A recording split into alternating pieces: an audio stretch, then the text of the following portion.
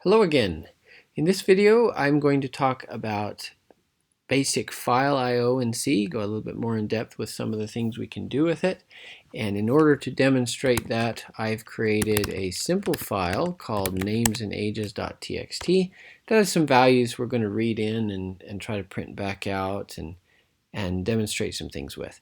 So I've got 5 first names of people followed by their ages and years. And again, it's kind of pointless information. It's just to demonstrate what we can do. As before, I've created a kind of a skeleton source file. This one is called readfile.c. So let's open that up and jump right in. Now, in this case, we're trying to read from a file. So again, we'll need a file pointer. In this situation, I'm going to call it input file. And again, we'll use fopen. As before, fopen's expecting the name of the file we're trying to open.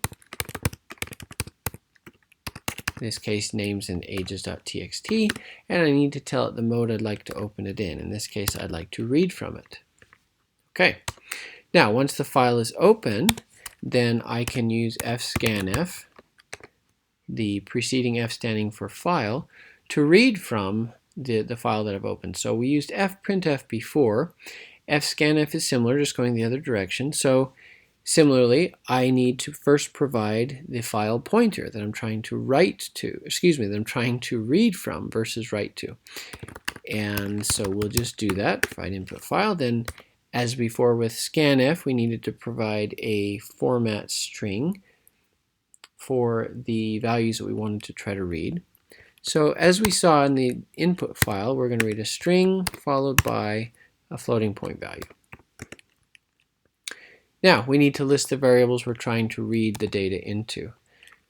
In this case, I'm going to use, again, a C string or an array of char to store the name. And I will use a floating point value to represent the age.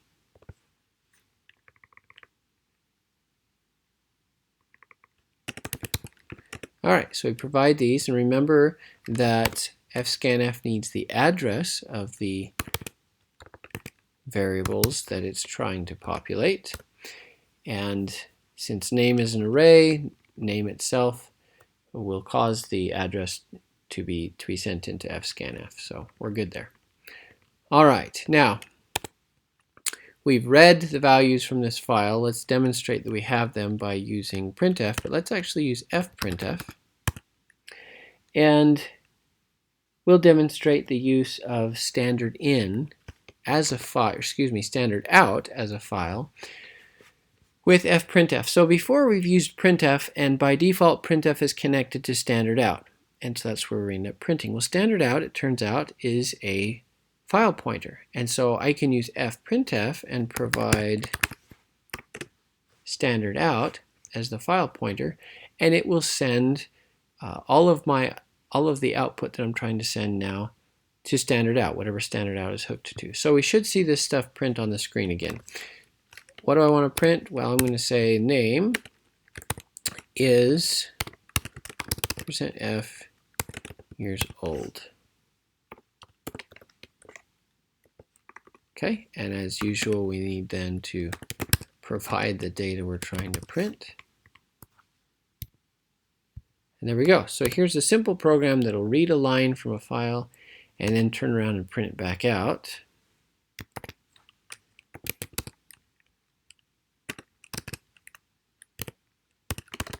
Let's see if it works the way we want it to. Sure enough, we read Sally is 27.00 several zeros years old. And if we cat the values in names and ages, we see that that's correct. Now, this looks kind of a little messy, having all those zeros. So when we get back in to Vim, let's clean that up a little bit. Let's add some explicit precision to our print statement. So now we'll just get 2 zeros behind Sally's 27 years. That'll look a little nicer. Okay, one of the things I wanted to talk about has to do with opening this file. So when we were opening a file to write to it, remember that fopen will try to find the file if it exists, and we'll open that file, and that's what we'll be writing to. If the file doesn't exist, then fopen would create an empty file, and that would be the file that we'd write to. And that's kind of convenient. But notice that that doesn't make a lot of sense when you're opening a file to read it. Obviously, if you're trying to read data, then you're assuming that it's there. And so creating an empty file doesn't really do the job. That's not really what you would want fopen to do. You'd want it to somehow indicate that it didn't find a file to open, and that's actually what it does. So if fopen is unable to find a file called namesandAges.txt, or for some reason it's unable to open it, instead of creating a new file, it will simply return a null pointer, and that's what will be stored in input file. Now, if we have a null pointer and we're passing that as an argument to fscanf, you can imagine that can create all kinds of problems. So how can we deal with this? Well, it's pretty good practice to, before you try reading from a file, make sure that you successfully open it. And one of the ways we can do that is to test to see that input file is not equal to null by the time we get here. Okay? And so if that's not equal to null, then we want to go ahead and we'll read our line and print it to the screen and then go on. Now, another thing I'd like to mention is that, let's see here. We opened the file and we did some things with it, but we didn't close it on our own. And that's not good form. So while it's true that in most cases when we reach the end of execution of our program, the operating system will clean house and go ahead and close any files we have open, it's not a good idea to count on that. Not only that, but again, we're waiting till the time that the program finishes, and maybe your program's going to end up running for a long time. So good practice is to open a file, do what you need to do with it, and then close the file as soon as possible afterwards. So closing a file involves using the fclose function, and the only argument that it needs is the file pointer for the file that we're trying to close. Now, once you've closed that file, it's also a good idea to set that pointer explicitly to null. This way, if later on in the code you forgot that you'd closed the file and you try to read from it, write to it, whatever it is that you're doing, you'll get an error. And it's good to get that error because it helps you to know you made that mistake. So this is a good form here to make sure that you also set that to null. All right, let's give this a quick try and make sure that these changes we've made are doing what we expect. Namely, at this point, nothing. We should see the same behavior that we saw before. And we do with a slight change that we made that edit to the amount of precision that is being used when we print our floating point value. All right, what else can we show here? Okay, so we're reading two values from our input file and printing them to stdout. Notice that there were more entries in the file. I could count them and say there are 5 and use copy and paste or create a simple loop that executed 5 times, but that's not very dynamic. And in the real world, we often don't know how big a file is, and in fact, it may change over time. So it'd be nice to have a way to know when we've reached the end of the file, and it turns out fscanf gives us a mechanism for doing that. It would also be nice to know if there was some kind of mistake in the file that made it so we were unable to read the data properly. So this is a good time to again remind you to use your resources. Use the man pages, use useful websites like c++.com. Let's go ahead and read about fscanf and see if we can find anything useful here. So there's an int that's returned from fscanf when we call it. And if we come down and look at that return value, we're told that on success, the function returns the number of items on the argument list successfully filled. So in our case, that should be 2 if everything's going properly. Now, also, if a reading error happens or the end of file is reached when reading, then the proper indicator is set, feof or ferror, You can read more about that on your own time. And if either happens before any data could be successfully read, EOF is returned. So if we're not able to get any data, for instance, because we've hit the end of the file, then EOF will be returned. And that's what we're going to assume for this simple program, is that if EOF is returned, then we read all the data and we're done. If something else goes wrong, then we're going to assume that we'll fail to read 2 values from the file, which is what we're expecting to have happen. Okay, this might sound like a lot of gibberish. Let's see if we can clear it up. So we know that fscanf is going to return the count of the number of things that it read, or EOF. Let's create a variable that we can use to capture the status when we read from fscanf. Okay? Now, capturing the variable is one thing. What are we going to do with it? Well, we want to loop through these instructions to read from the file until the file is empty. So this suggests a while loop. But what is it we want to test for? Well, if everything's working the way we want it to, note that status should be set to 2. Now, I'm going to do something that might look a little strange. You may have done something like this before. You might not have. I'm going to set the result of the assignment statement, or excuse me, I'm going to test the result of the assignment statement to see if it's equal to 2. How does this work? So fscanf will return a value, and that will be assigned to status. It turns out that this assignment statement is also an expression, meaning that it returns a value. The value it will return is the value that was stored in status. So if fscanf is successful at reading 2 values into name and age, status will be set to 2. The value of this expression will be evaluated as 2, and we can test that against the constant 2 to see if what we expected to happen happened. Okay, now if it did,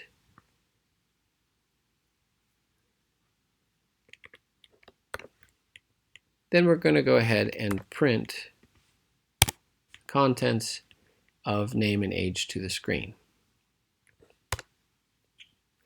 Now, at some point, that's going to fail. We're going to reach the end of the file, or there's going to be some kind of defect in the file, and it's not going to come back as a 2, so we won't print to the screen, and instead we'll jump out and close.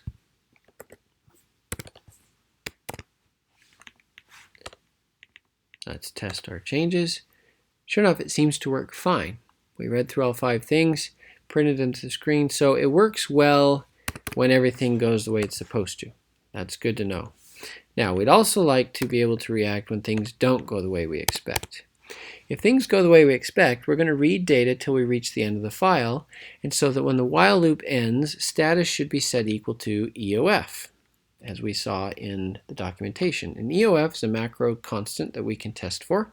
So let's check, and we'll say if status is not equal to EOF, that means we exited the loop for some other reason, then we want to complain. Now we could just use printf to put an error message on the screen. I'm going to do something a little different. I'm going to use fprintf. We could use printf or fprintf and print to standard out. I'm going to use fprintf and instead print to something called standard error. Now by default, standard error also points to the console. So initially this is going to look like we're just doing the same thing again. But I'm going to demonstrate that there's something useful about using standard error for printing error messages and standard out for printing things, just standard output that we're expecting. There's a very useful reason for doing this. I'll demonstrate in just a moment. I'm going to say just simply something went wrong. That's it. But at least we'll know. And then I want to exit the program. Okay, I can react in many different ways if something bad happens. In this case, I want to exit the program. And part of the reason I want to do that is I want to demonstrate how you can use this function exit. Now exit's kind of neat. whereas return will simply try to return from a function. Exit will try to clean up anything that my program is doing and actually exit the program from anywhere that I am. Okay, so even if I'm not in the main function, I can use exit to try to get out of the program quickly. Exit is not included in standard I/O. It is included in standard lib.h, so we'll need to include that. Okay, so if something went wrong, then we will exit and print the screen, this message to the screen that says something went wrong. Go ahead and write that, and we'll build again and run it, and everything seems fine. So now let's break it.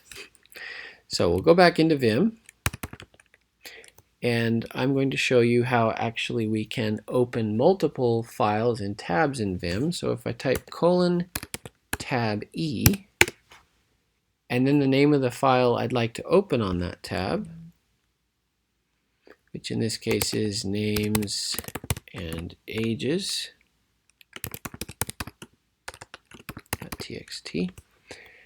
You'll notice now I can edit this file, and readfile.c is still open for me.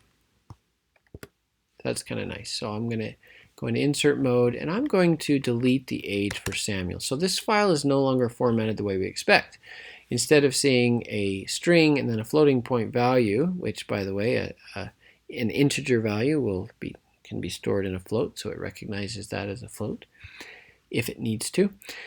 But in this case, we've got a string, and then the next thing you'll see is a string. So something's going to break when we reach that line. And that's what we want. We want to break it in this case. So we'll write. And I'm going to background this. I don't remember if I built read file after I made some changes, so I'm rebuilding it. And just to be safe, and then I'll run the program again. Okay, so now you see that we read the first two entries, and then we got this message, something went wrong. So we're effectively able to detect a problem now and react to it. Something went wrong, by the way, and then we exit the program. Okay, so what? Why did I go through the trouble of printing the standard error when I could have printed standard out? Well, I'd like to demonstrate that now. Before I do that, I'm going to give you another Vim command that you can use. So if we're in command mode, as I am now, if I type G and then T, as if we're saying go to the next tab, you'll notice that it will rotate through tabs. So I'm back here, and I wanted to again demonstrate I'm using standard error here, and using standard out here. Why am I doing that? Let's go back to the command line and demonstrate a really useful reason for doing that. Right now, when I run my program, it's printing everything to standard out, to the console. Maybe I don't want that to happen. Maybe there's a lot of information, that file that's being read and printed out to the screen. And so instead, I'll use I/O redirection, and I'm going to put it in a file called results.txt. So now when I run this, everything that would be printed to standard out has just been redirected to results.txt. Normally that would be fine, but notice that if an error happened, that error message would also be written to results.txt if I was printing my error messages on standard out. Because I'm not, because I'm instead printing those messages to standard error, they are not being redirected by this I/O redirect and will continue to show up on the screen. So let's see that happen. Okay. So you didn't see the strings Sally is 27, Fred is 12.5, because those were sent to results.txt, but you did still see the message something went wrong, because that was printed to standard error, and standard error is connected to the terminal window. To prove the point a little bit further, if I cat results.txt and then indeed, pardon me, Uh-oh, we're getting the spinning beach ball of doom. There we go. Okay. Then indeed we can see those two messages were printed to results.txt. Okay, so it's a silly example, but hopefully it makes the point that this is something that could be useful to us and something you may want to do in the future. All right, that's all I have for you this time. Until next time.